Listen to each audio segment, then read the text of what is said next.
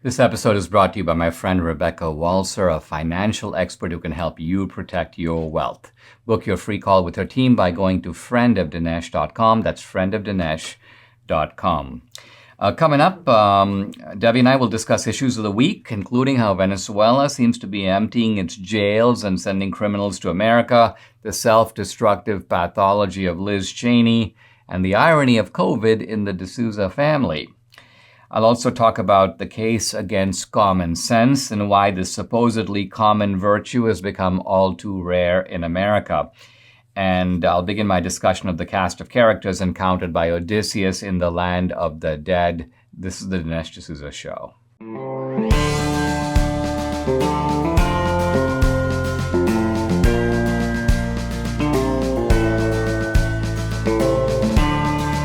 America needs this voice. The times are crazy.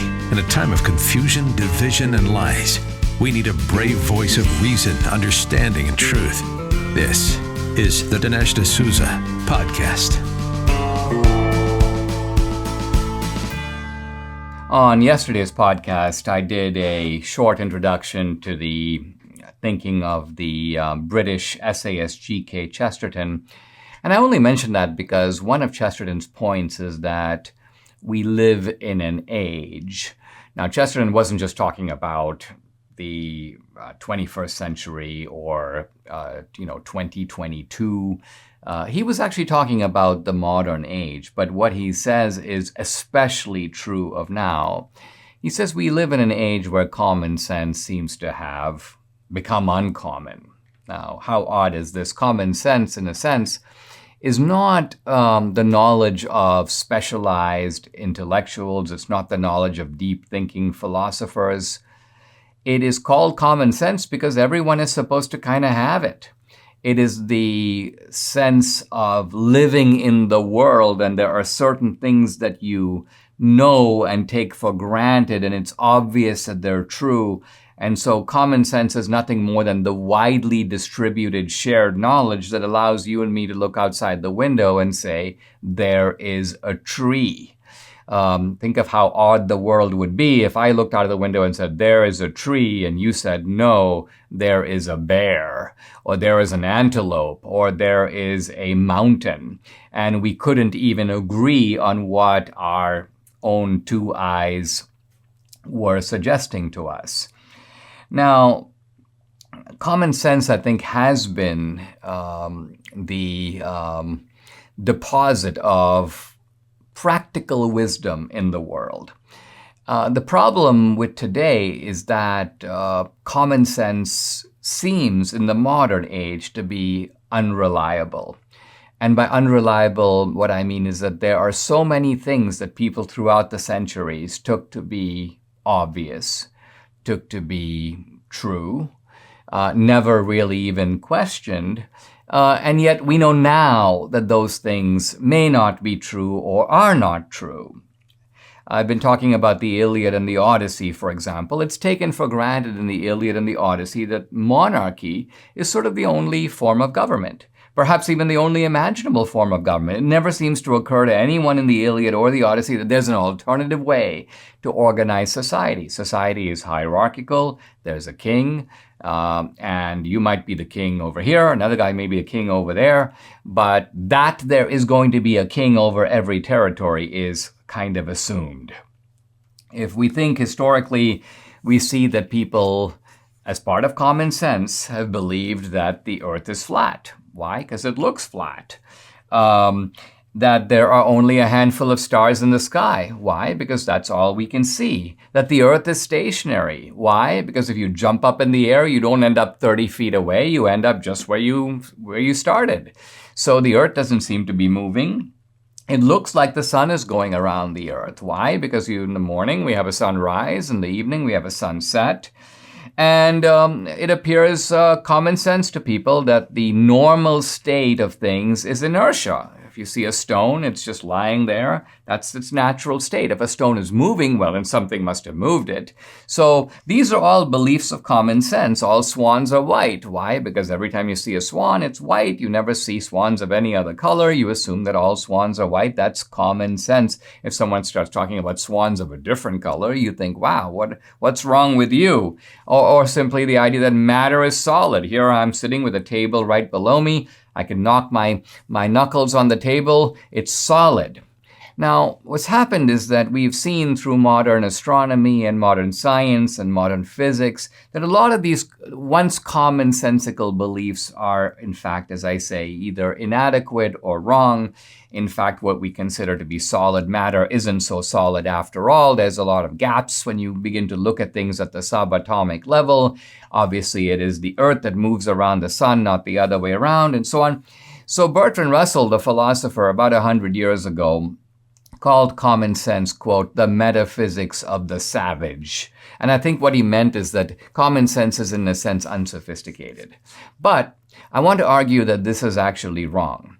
And the reason it's wrong is this, that yes, human beings can be commonsensically wrong or mistaken about things that they are not in a position to ultimately verify. If I look out at the sky, I don't know what's beyond the 7 or 8 or 30 stars that I can see. They could very well be a whole lot. I just don't have good enough eyes or a telescope to be able to tell me. So where common sense really works is when we are talking about the practical wisdom with which we run our own lives. And so things as simple as, hey, listen, I actually asked Debbie and she goes, well, here's a good one. Don't go for a run without tying your shoelaces. That's common sense. And on that commonsensical view is completely correct. It's just as correct in the 21st century as it was, let's say, 5 centuries ago. Or to quote the comedian Jeff Foxworthy, he goes, if you want to learn about common sense, if you really you're coming home after a long drive and you really have to go to the bathroom, he says, don't start unbuttoning your pants like 30 yards before you get to the bathroom because bad things are going to happen. Your body will take a cue that you're already there and will actually start doing its thing. So again, use good sense when you are performing this kind of an operation. Well, the broader point is that today we need the common sense that says things like, the family is the best way to raise children and to organize society. We need the common sense of recognizing that we can say things about the world that we know to be true through accumulated experience, direct experience. When we see crime going on all around us, we say, why is there an upsurge of crime? It can't just be because human nature is evil, because the crime rate has gone up. Human nature has been constant all along. Why is the crime rate so much higher now? And the answer is Democrats. Or to put it, there's a different set of policies in place that have emboldened the criminals and weakened the influence of law enforcement and of the cops. So we need common sense. It is in short supply these days. We can conclude by saying, alas, that common sense is not so common.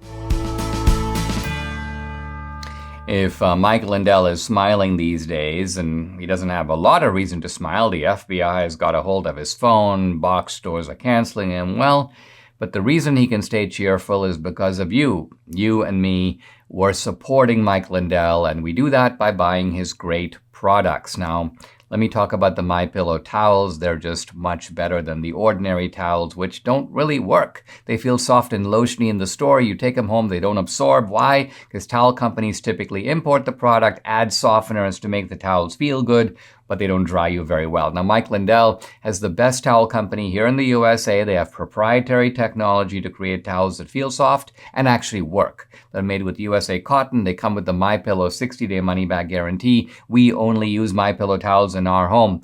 For a limited time, Mike's offering a really good deal on the 3-piece towel set, regularly $44.99, but now $19.98 with promo code Dinesh. Wow. Call 800-876-0227. That's 800-876-0227 or go to mypillow.com. Now, to enjoy this offer, and by the way, get deep discounts on all the other MyPillow products, make sure you use promo code DINESH Dinesh.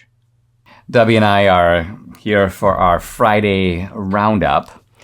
And we want to start talking about who's coming across the border. Now, there's an increase of Venezuelans, Nicaraguans, and Cubans coming across the border. And House Republicans have been raising the alarm that a sizable number of these characters are bad guys, are criminals.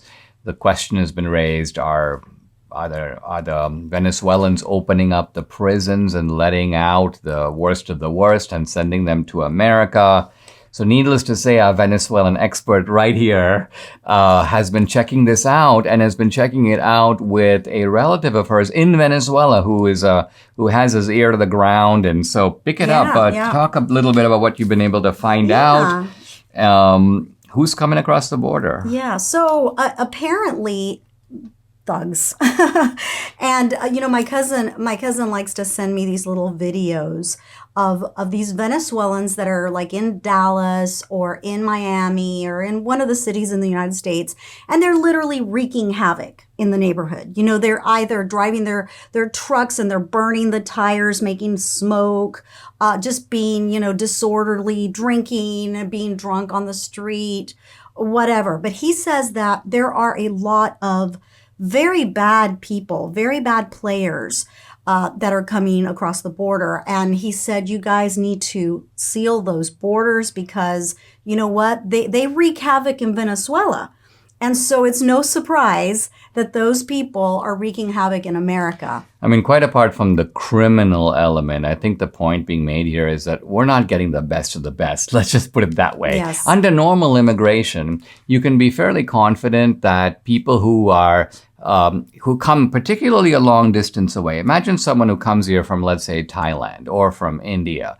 Well, it's not easy to get here. It's not easy to stay. And if you abide by the rules, you've got to have a tremendous amount of persistence and creativity, and in some cases resources to be able to do that. So you're getting a person who really wants to come. Yeah, like my cousin. I feel really, really bad for my cousin. My cousin is a very intelligent guy. He's an engineer.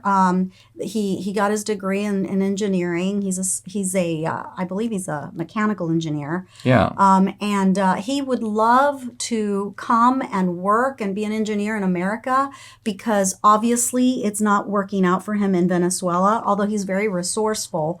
But he told me that these people are basically selling everything they have, all their assets, whatever it is, and they are paying $1,500 to about $2,000 to come across, and they come across this Darien jungle, which is the border between Colombia and Panama. Very, very dangerous. There have been many deaths. Okay, these people do die. And there have been videos circulating. My cousin gets them all. And it's really sad because some of these people actually are good people. They are families, but a vast majority of them are adolescents, men, and bad guys. And so if Maduro is doing this, and apparently there's been some intelligence that he is doing this. Well, our friend Troy Nels. Yeah, he's leading. He's actually, he wrote the Department of Homeland Security and basically said, that there are violent criminals coming from Venezuela among the migrant caravans heading towards America. And 14 House Republicans led the way by my friend Troy. And we'll see how this is played out. Well, I mean, we don't have high hopes. I don't think Debbie does either. That Mayorkas, so the Biden administration, is going to do anything about this. Of course not. They don't seem to mind. In fact, it seems to be they seem to recognize that. Look, this is a dangerous operation. The cartels are involved. So what? The benefit to us of getting these people to America with the long-term political outweighs gains, everything else. we can just. They're going to cause. They're not going to cause havoc on the White House lawn. Yeah, and word on the street, my cousin says, is that Biden, because these people have nothing, right? So word on the street is that Biden will give them an apartment, a car, a job.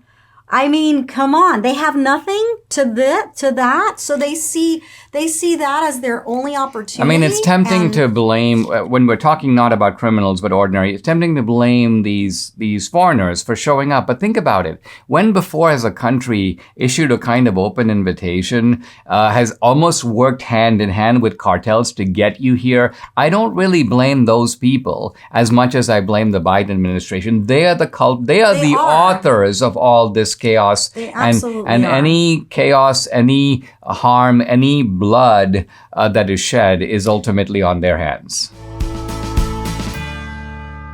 If you want to know what the left's real plan is for your kids, just look at the reaction to the work Patriot Mobile did in multiple school districts in Texas. The left is losing their minds.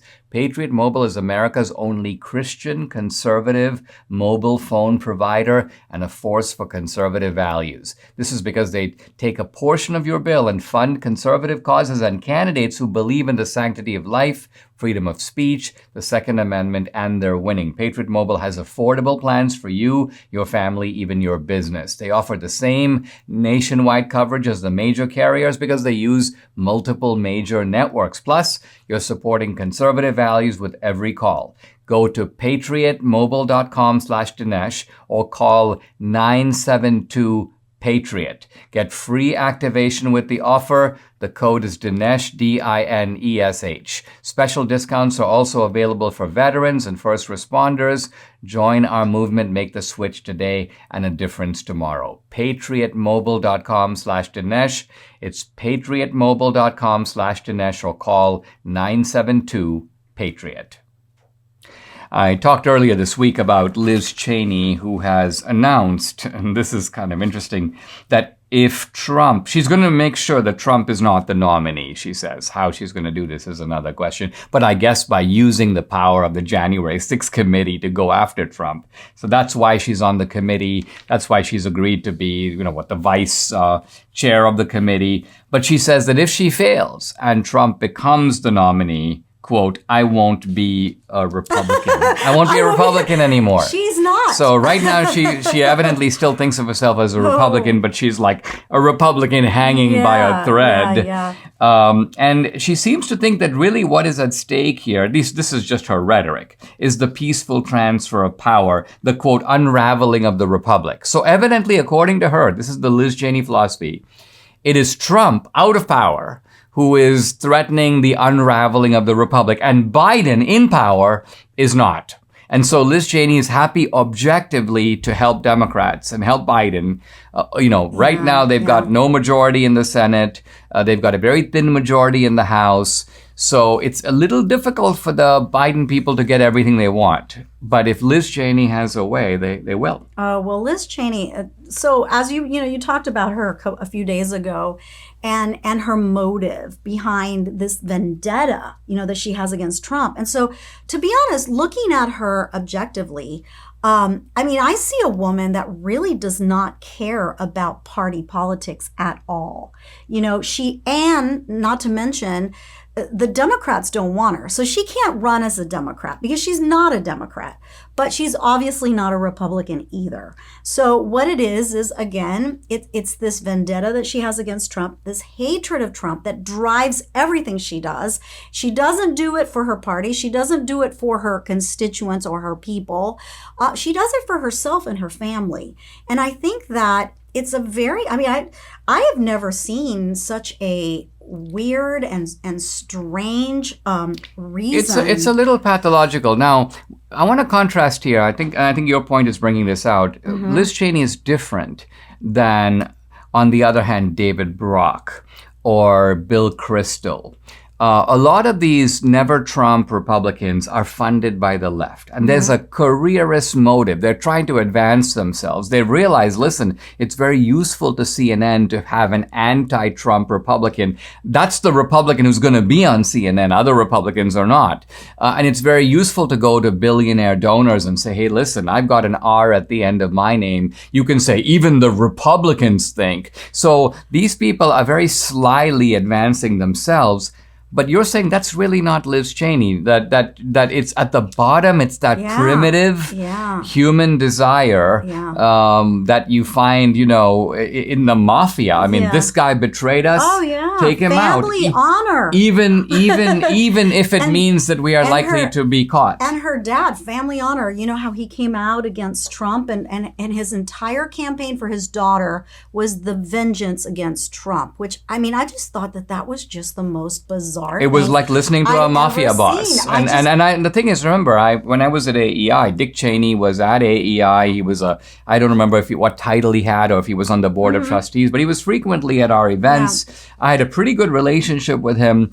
But when I saw him in that ad, it's almost like I was looking at a different person. Well, again, I don't understand. I mean, well, I understand. It's their hatred for Trump. I mean, that drives them. And it's really sad because she, I've told you many times, she is a woman without a party because she abandoned her own party, right? When 90% of her party is against what she has to say, I mean, come on. Her party doesn't back her. And the Democrats hate her as well. So she's they say a woman without a country. Well, I say a woman without a party. Well, I think what makes us strange in a democracy, it's not unusual for someone who's a count to say, I don't care. I'm the count of Kent, or I'm the, I don't care what the people of Kent think. They're peasants, right? But if you're a Democratic leader, and you have been brought to power by your constituents in Wyoming, and those same constituents tell you, we don't like anything that you're doing. And even though you're our heroine, we put you forward, we made you a national figure, we would rather vote for Harriet Hageman, who, quite frankly, no one had really heard of before, over you. And normally, that's a chastening thought. Yeah. Maybe I'm wrong. Maybe my constituents know better. I'm supposed to be their leader. But no, the arrogance of Liz Cheney, as if to say, in that case, I'm obviously right, and all these yahoos in Wyoming are obviously wrong. Not to mention setting up a PAC because she wants to run for president. I mean, is she that stupid or that out of touch with reality? Unless it's a continuation of the vendetta. Well, she's like, I'll be a spoiler. But yeah, I guess. I'll run as an independent. Quite honestly, if she runs as an independent, I'm not even sure she'll take Republican votes. I don't know, but you know how she'll probably take Democratic votes. Yeah, but you remember how Bill Clinton won? With Perot, but she's no Perot. No, I think it's a different situation. That's true. With the consumer price index, the CPI, increasing again, the stock market has been in absolute turmoil. What's our illustrious leader doing to quell the surge of inflation that's destroying American families? Oh yeah, spending more money and adding to the burden. Well, don't bury your head in the sand while your savings get decimated. Do something about it. I'm diversified into gold with Birch Gold, and you can be too. Text Dinesh to 989898. Birch Gold will send you a free information kit on protecting your savings with gold in a tax-sheltered account. These are great people, almost 20 years of experience converting IRAs and 401ks into precious metals IRAs. Don't allow the left to devalue your savings. Text Dinesh to 989898. Claim your free information kit from Birch Gold. Again, you can own physical gold and silver in a tax-sheltered retirement account, and Birch Gold will help you do it. Join their thousands of satisfied customers like me. Check them out. Text Dinesh to 989898 and secure your future with gold. Do it today. We now want to talk about hurricane politics. I've never seen the Democrats so excited about a hurricane, and they're excited because they have been unable to land any blows on Ron DeSantis. And so they think, well, at least the hurricane will do our work. Mm-hmm. And so, just this morning you have CNN, and they're literally interviewing people to try to find inconveniences like, at my apartment complex, the pool was closed. There's a really long line to get food. Yeah, but to be fair, this is a catastrophic hurricane. It's a catastrophic. No. We were there. We were just in Naples this past weekend. Dinesh had an event there on Saturday. And it was a really good event. And the funny thing was, Debbie heard about the hurricane even before the event. So on the flight to Florida, I go, oh my gosh, there's a hurricane headed to Florida. There's a hurricane headed to Naples because at first that's where it looked, the trajectory looked like it was headed to Naples. Now, I have been around hurricanes since I was 10 years old. I've lived on the Gulf Coast of Texas almost all my life. And so I have lived through many, many hurricanes, including some here in the Houston area. And I know that they're nothing to laugh at because they are very catastrophic. And especially if you live near the coast, there's a storm surge, which could be 10, 20 feet high, sometimes depending on the size of the storm, on the category of the storm. So it's very detrimental. The winds are horrific. And if it sits over the area for a long period of time, like Harvey did back in 2017, it creates catastrophic flooding for the area. So I know the funny thing is we did the event on Saturday, no problems. In fact, beautiful in really Naples. Pretty. And then we got out on Sunday to come back, do the podcast. And in fact, when we left, the hurricane appeared to be missing the Naples area. In fact, interestingly, we were talking to a woman at the hotel, and she's like, I guess I bought water, I bought gas. I guess I'm getting prepared for the next hurricane. But then the hurricane had other plans. Yeah, and our friend Jay, who he drives us when we're there, and he's a great guy. He bought water. He was prepared, but he was having a barbecue that night at his house. He was like, "Yeah, I think we dodged a bullet." And I texted him yesterday to see how they were doing, and he said they're on generator power, and downtown Naples is underwater. Well, Debbie is, as some of you know, a germaphobe, but she's also like a kind of, I call her a catastrophist because she follows weather patterns, certainly in the United States, but even in other parts of the world. She'll show me, there's a hurricane in Sri Lanka. Take a look at this video. Stop it. you seem to have like a fascination. It's a hobby. Yeah, of mine. with the swirling of the seas. I love all that. I love the creation, what creates a hurricane. The reconnaissance airplane that flies inside the eye of the hurricane. Can you imagine? Oh my goodness! I mean, I would need more than one relief band if I was in that airplane. But it's just amazing, and what it does, and how. But here's the thing. So yes, it hit Florida, but they couldn't have been more prepared because they have an amazing governor who was on it before we even knew that there was a hurricane going to Florida. And so people like that are in, that are in control of the state, the Floridians are very lucky that they have a great governor because he's probably going to get things up and running pretty quickly. Well, I mean, the hurricane is out of his control. It's the response to it that's what matters. And it looks like the response is measured, it's well planned, it's efficient. And so the left will try to make hay out of this. They will try to do their very best to make it look like, in fact, I saw one essay to the effect of, the $12 million that DeSantis spent sending those migrants to Martha's Vineyard could have been used to fight the hurricane. Oh my gosh.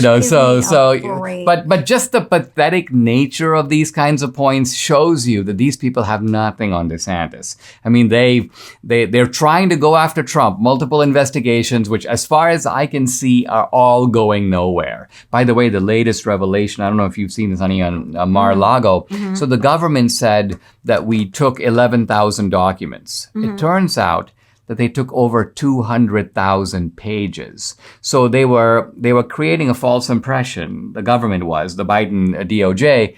We took 11,000 items, but there's a big difference between 11,000 and 200,000. So they took a lot of stuff seemingly to go on this big fishing expedition. Let's see what we can find over here. Oh, these are his tax returns. Let's check into those. So they are after Trump and DeSantis like nobody's business. Oh my gosh. And it shows you who they're scared of. Yeah. They're not scared of anyone else. And quite frankly, they're not that scared of Kristi Noem. Why? Because they're not going after Kristi Noem because they don't see her as a threat. It's very telling who they go after. The people that they go after are the people that are threats, I think. Totally. And the people that fight back.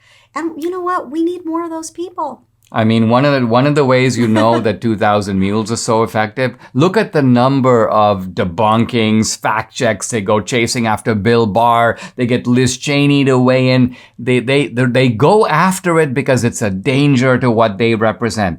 This is really why pretty much all the things I've talked about, the big switch, the fascism of the left, they bitterly go after all this stuff because it represents it detonates something inside of them. But the other thing, back to the Venezuelans, is my cousin thinks that the opposite is true. In other words, he thinks DeSantis and Abbott are the bad guys. Because that's the... Yes. And it's like, no, Miguelito, my cousin. It's actually the opposite. The Chavistas are like what did I say this morning? Biden and Maduro have a lot in common, if you get my drift. If you get my drift. Yes, so there you go. True. Sorry about that. I messed that whole thing up. Anyway, all good. What some of us would do just to be young again, the simple things like climbing stairs, getting in and out of bed, or taking a walk aren't always that simple. Too many aches and pains, but they can be, because thankfully now there's a 100% drug-free solution. It's called Relief Factor. Relief Factor supports your body's fight against inflammation. That's the source of aches and pains. The vast majority of people who try Relief Factor love it. They order more because it works for them. Debbie's a true believer. She can finally do the exercises she loves, like planks, push-ups, and her stationary bike, thanks to Relief Factor. It's been a game changer for her and for tons of other people. Now you too can benefit. Try it for yourself. Order the 3-week quick start for the discounted price of only $19.95. Go to relieffactor.com or call 833-690-7246 to find out more about this offer. That number again, 833-690-7246, or go to relieffactor.com. Feel the difference. Debbie and I have a funny story to tell you about COVID. Now, the background of the story is that my wife is a serious germaphobe. And what this means is that really, in a way that she's not really able to kind of get beyond or even control, it creates a certain kind of paranoia in you. It's almost as if Debbie puts it it's like discovering that the demon is real. The monster is real. And you have a real epidemic. Uh-huh. And so the thing you feared is something you now have to deal with. And so Debbie's been somewhat, cloistered, I'll go do speaking events. Yeah, but to be honest, I've been like this pretty much 20 plus years. As I told you before, when we first met, I was constantly Purelling, and I was constantly cleaning the seats of the airplane, and people would look at me like I had two heads, because they're like, what is she doing? And I've always been that way. I kind of avoided large groups of people in clusters just because I knew that was probably a recipe for a cold or even the flu. So I've always been that way. So when COVID came, and the CDC was, talking about wash your hands for 20 seconds. Okay, check. I'd done that like 20 years. Don't rub your eyes or your face. Check. I'd done that for 20 years. But the new one, of course, was that it was airborne. So, of course, it was another paranoia for me.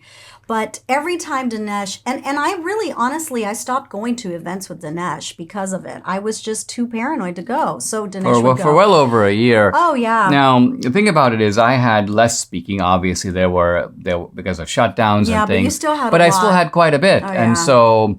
I remember the fall of 2020, I did a bunch of events. And the funny thing was every time I would get ready to go to an event, not only would I be heavily equipped with Purell, all kinds of wipes. Yeah, I would call him. Do you have your masks? How many masks? Do you have your Purell in your pocket? Before he would go to the event, like I would text him. I go, is your Purell in your pocket? Remember, after like 5 All right, handshakes, so, but despite all that, Debbie would always say, you're going to get COVID. You're going to get COVID. You're going to get COVID. Yeah, you're going to bring home COVID. And to be honest, I kind of assumed that at some point I probably would get COVID. But you can kind of pick up the narrative from there. So the long story short, I guess, for that is that I finally went to an event with Dinesh. You're in back Texas. near our house in early August. And they wanted me to sing the national anthem, and which I gladly did. And I knew some of those people because of my interaction in politics in Fort Bend County. And so anyway, so I knew some of them, and it was great to see them again and all that. But so I was like, I went with him and I was like, okay, well, I think I'll be okay. And guess who gets COVID? Well, before you lead up sorry. to that, what happens is, so then there's a VIP reception where I shake a bunch of hands and take some photos. And Debbie's like, you go ahead and do the VIP. I think I'll just sit here at the table. This way I'll avoid like an extensive interaction with people. So I go march along, do the VIP, meet all these people and so on. And then what happens? Yeah, and I stayed behind. You stayed behind. I stayed out in the open. And so what happens is that I get COVID, and I go, hey. Well, the funny thing was when Debbie first gets COVID, I wouldn't say she tries to pin it on me, but she assumes that I probably got it and gave it to her. Right. So she's like, do you have any symptoms? I'm like, no, I'm fine. And she goes, well, I've got a scratchy throat and I'm starting to feel a little feverish. And I'm like, you may want to take a test. Yeah, I know. And it was such a bummer because we were actually going on vacation for 4 days, that weekend. So all that to say. It was the literal day before. Oh my gosh. All that You to were say, very disappointed. I was very disappointed. And Dinesh thought it was kind of comical at the fact that it was me that got Ironic. it. Ironic. Me that got it and not him. And to be honest, you're probably going to get it. Our doctor said you probably will get it at some point. Well, But even since then, I've done probably 4 or 5 events subsequent. Yeah. And to be honest, I've got events almost every week.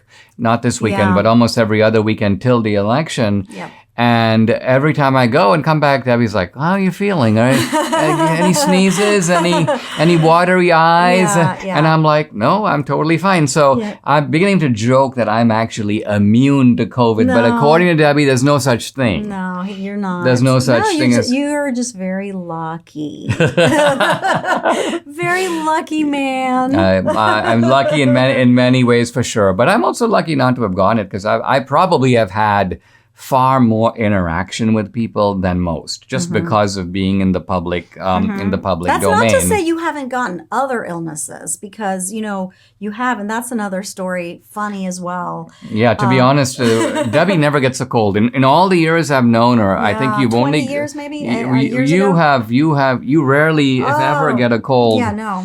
And yet the last time that both of us got a cold, So in May, I got She got it, I gave got it a to me. really bad one in May, and then I got COVID in August. And actually, I had not gotten sick in like probably 20 years. And so that was just kind of shocking. to and me. it was the same thing. She goes, do you have any symptoms? Thinking I must have gotten it because Yeah. I got it from some surface or fomite, as Debbie calls it. And I'm like, no, I have no symptoms. So she got it and gave it to me. Yeah. I think you've heard me say it, I'm not a super fan of the flavor of veggies, but I have to admit when I'm in the produce section, all the vibrant colors of veggies and fruits look really good. Now, Dr. Howard at Balance of Nature explains that all those different colors you see in the produce section equal nutritional variety. Different colors signify different key nutrients. If you eat only your favorite 1 or 2 veggies, well, you're missing a whole world of vital nutrients. This is why Debbie and I take these 6 fruits and veggie capsules each day. Each daily dose is made up of a blend of 31 different fruits and veggies. 31, so variety equals vitality. Give your body everything it needs with Balance of Nature. For a limited time, all new preferred customers get an additional 35% discount and free shipping on your first Balance of Nature order. Use discount code AMERICA. Call 800-246-8751. That's 800-246-8751, or go to balanceofnature.com and use discount code AMERICA. We are now beginning a journey with Odysseus into Hades, the land of the dead. Now, this by itself is pretty remarkable in Greek and even ancient literature. There are only the greatest of Greek heroes, while alive, end up going to the land of the dead. Hercules or Heracles did that. Orpheus did that. Theseus did that. Now, later, after the Odyssey, we will see that in the Aeneid, Aeneas does that. He, following in this great tradition, makes a journey to the land of the dead. And by the way, thinking ahead, before I talked about Homer, I talked about Dante.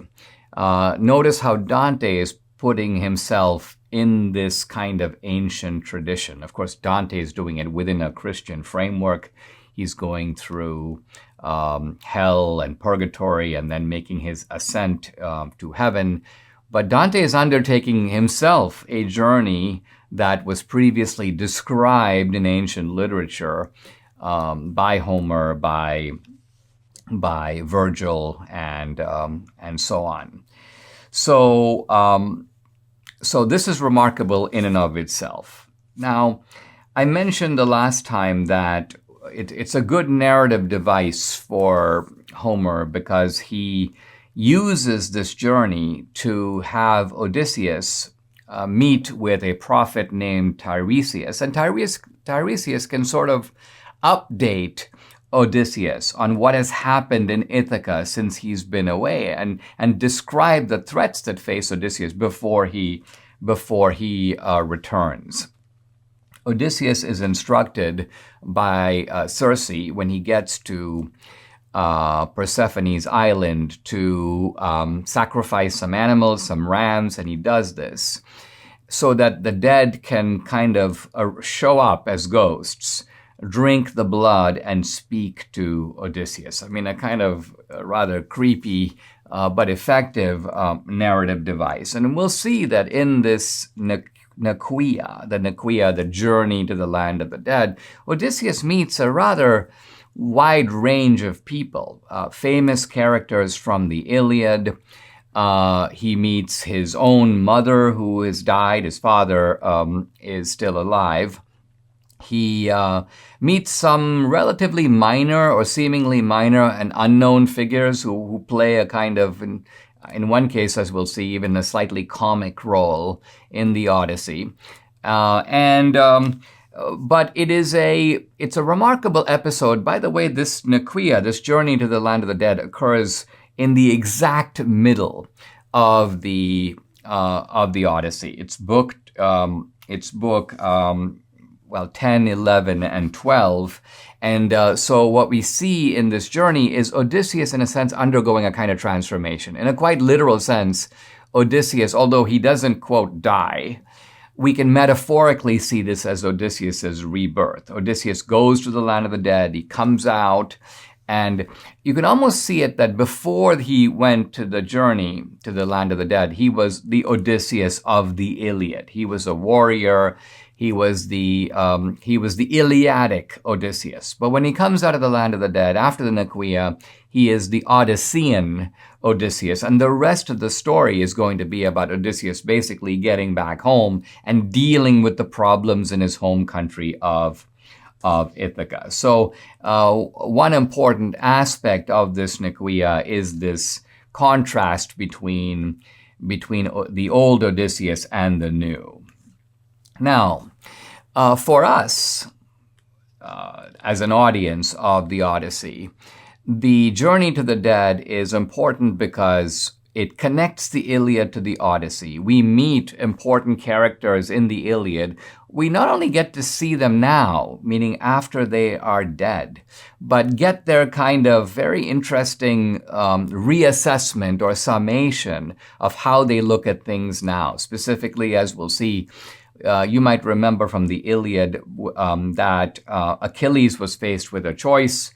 Do I want to go back and live a long life and be an old man and die obscure in my home country? Or do I want to die gloriously, go out in a blaze of glory, if you will, in Troy, and have my name remembered forever? Well, we have Achilles weighing in on that topic here in the Odyssey, giving, if you will, a second, maybe even a different take on it than we've heard from the Iliad, choosing differently. Now that he's sort of dead, now that he's in Hades, he can sort of give a different point of view than he did when he was alive not yet killed, where, of course, Achilles made the choice to go out in a blaze of glory, to kill Hector in the full recognition that his own death would soon follow. So for us, the audience of the Odyssey, we get a chance here to kind of connect the Iliad to the Odyssey and see some familiar figures like Agamemnon reappear here in the Odyssey. Now, the last point I want to make is the dramatic effect of this Nequia, this account by Odysseus of his journey on the Phaeacians. Let's remember, all of this is taking place in the form of a flashback. Odysseus is sitting with the Phaeacians, and they're like, tell us about your travels, tell us how you lost your men. So Odysseus is giving them the scoop. And in giving them the scoop, Odysseus isn't just, I'm a storyteller, I'm a bard like Homer. No, Odysseus has a concrete goal. And his goal is to get the best possible hospitality, the best possible xenia, to convince these people, the Phaeacians, to kind of go all out to help him to get back safely home. And so we should understand even this narrative. So think about it. Here's Odysseus. First of all, he discloses, after some reluctance, I'm Odysseus, the great hero of the Iliad, or one of the great heroes of the Iliad. And number two, now, not only have I had all these adventures that I'm telling you about, but you know what? I went to Hades. I went to the land of the dead. I saw people who are already dead, and I've come back to be able to tell you about it. So think of the gaping astonishment of the Phaeacians and the effectiveness of this part of the narrative in Odysseus being able to convince the Phaeacians that he is the real deal and they should give him every possible xenia in making his way home.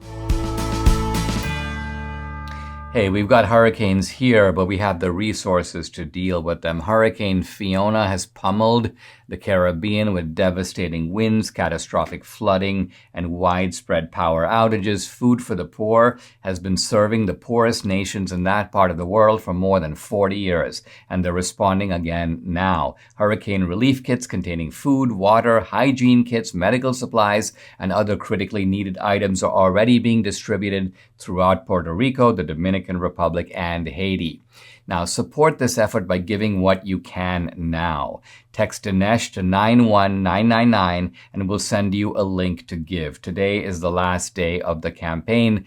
Many families have lost everything, and anything you can do will help Food for the Poor bring aid to these families. As one of the largest faith-based international relief agencies in the U.S., Food for the Poor responds quickly and efficiently to disasters like this, but they can't do it without your generous support. So this is your chance. Please give what you can now. Text Dinesh to 91999.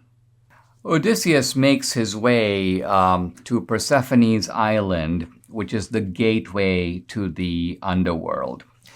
And he's looking for the prophet Tiresias, but the first character he encounters in the underworld is a little bit of an odd surprise, and there's even a sort of slight element of humor here, because the guy who shows up is a fellow named Elpenor.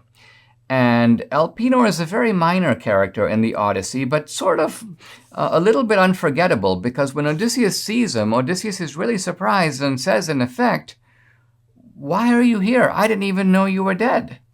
And Elpenor goes, yeah, that's because I didn't really die in the fighting at Troy. He goes, I was actually one of the members of your ships. And when we were at Circe's island, this is Elpenor talking, he describes to Odysseus that it was a rather hot day, so I went to sleep on the roof of Circe's palace. This, by the way, not an uncommon practice in ancient Greece, sleeping outdoors on the roof to cool off a little bit on a hot night. And Elpenor goes, but the problem was that when I heard the noise of all the men getting ready to board the ships, in my hurry of coming down the ladder, I slipped and I fell and I broke my neck. So wow, this guy Elpenor essentially falls off a ladder and is dead, and his body is still lying there. So Elpenor's ghost is in fact not in Hades. Elpenor says to Odysseus basically, look, this is really terrible because I can't go to Hades. I can't be a full inhabitant of Hades until I am properly buried. So he actually wants to ask Odysseus to do a favor. He says to Odysseus, will you, go back to Circe's island and just bury me? Because that way, this was a belief, and we've seen this, by the way, in the Iliad, the notion of people in an in-between stage between death and Hades. They're dead, but they haven't been properly buried, so they can't be admitted as a kind of full residents of Hades. By the way, this happened to Hector. Achilles refused to bury Hector, and so Hector couldn't go to Hades. Similarly, Achilles, out of grief, refused to bury Patroclus. And Patroclus was in the same position as Hector and as this guy Elpenor. They were unable to gain full entry into Hades. And so here is Elpenor begging Odysseus. And as we will see, Odysseus does do this. As he makes his onward journey, he stops at Circe's island. He goes and buries Elpenor, thus guaranteeing that this poor fellow Elpenor, who again did not die in glory or in battle, is so obscure. No one even knew. No one even thought to make a head count. Where's Elpenor? He's missing. He fell off the ladder, he died, and the men just basically kept going. And this is why Odysseus assumed that Elpenor is still around. He's still alive. He's a little shocked to see him in Hades. So here is a slight narrative. Well, you'd have to call it a little bit of a digression, but it's a very interesting digression. As I say, because Elpenor occupies this middle status between death and being an inhabitant of the underworld. And now, as we go into Book 11, we're going to see, or as we go through Book 11, we're going to see Odysseus encountering first Tiresias, the prophet, who will give him a full account of what to expect when he gets home to Ithaca. But Odysseus will also meet his mother. He will meet a number of other prominent heroines from Greek literature and Greek mythology. He will meet Agamemnon, the leader of the Greek expedition to Troy. He will meet Achilles. And there's this remarkable, he will meet Ajax, the second greatest fighter of the Greeks. And so in the next couple of days, next week, we'll be talking further about the encounters of Odysseus in the land of the dead. Subscribe to the Dinesh D'Souza podcast on Apple, Google, and Spotify, or watch on Rumble, YouTube, and SalemNow.com.